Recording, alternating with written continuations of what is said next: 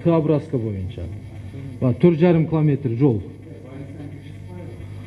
Ошол 4,5 километр жол боюнча мен мында кеңири токтолуп кетким келет да. Бул жерде мына министрдин орун басары сиз айтсаңыз, эмне себептен бул 4,5 километрди жасаш сизге мындай невыгодно болуп атат? Эмне себептен жактырбай атат ушул проектти сиз? Шаар ичинде Мен түшүндүм сизди.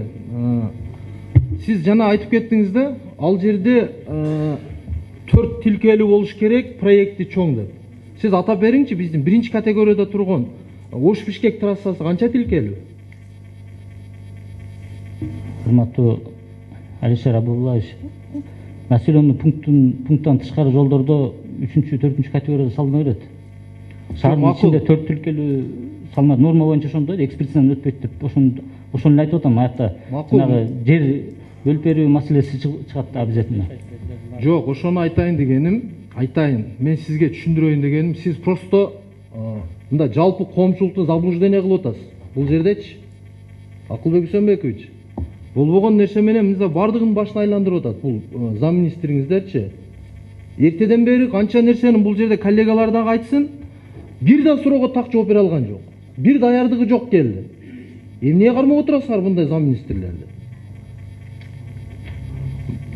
Себеби сиз айтып атасыз 4 тилкелүү деп.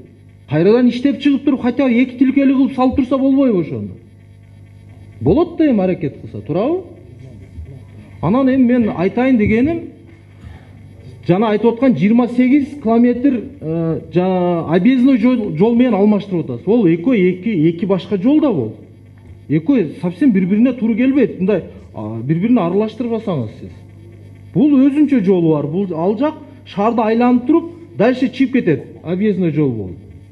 Сиз ал жакка направленияны буруп атасыз. Биринчи кезекте ушул 4,5 километрди жасаш керек.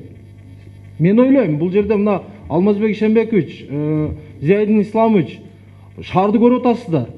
Эртең менен киргенде 2 саатка чейин мына Фуркаттан баштап Макаренкоға чейин катып калып атат. Кечинде дагы ошол акыбал.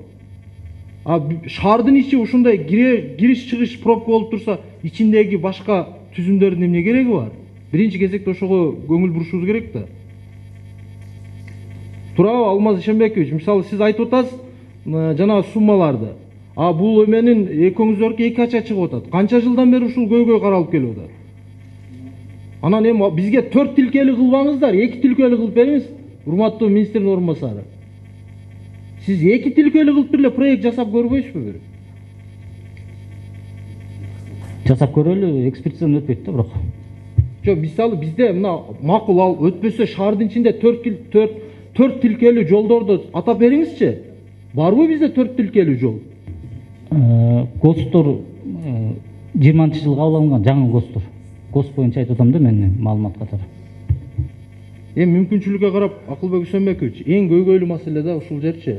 Болгону 4,5 километр. Тыдан келгенде шаардын ичине кирип кетиш.